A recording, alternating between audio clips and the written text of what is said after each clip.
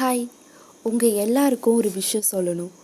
மனுஷங்களும் மற்ற மிருகங்களும் மற்ற பறவைகளும் எதனால் வேறுபட்டிருக்காங்க அப்படின்னு கேட்டால் நம்ம பல பேர் இல்லை எல்லாருமே சொல்கிற ஒரே பதில் சிந்தனை தான்.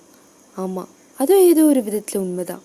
நம்ம எல்லாருமே சிந்தனையால் தான் வேறுபட்டிருக்கோம். ஆனால் அதே சமயத்தில் அதை விட ஒரு முக்கியமான விஷயத்தினால நம்ம வேறுபட்டிருக்கோம். அதை நம்ம யாருமே கவனிக்கலை.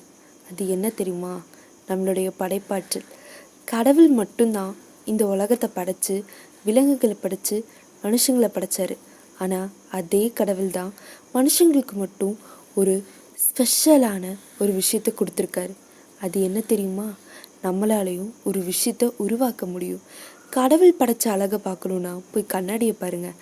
மனுஷங்க படித்த அழகை பார்க்கணுன்னா அந்த கண்ணாடி எப்படி மேடாயிருக்கு, அது எப்படி செதுக்கப்பட்டிருக்குன்னு பாருங்கள்.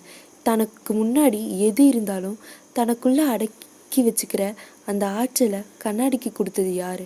ஒரு மனுஷன் தானே.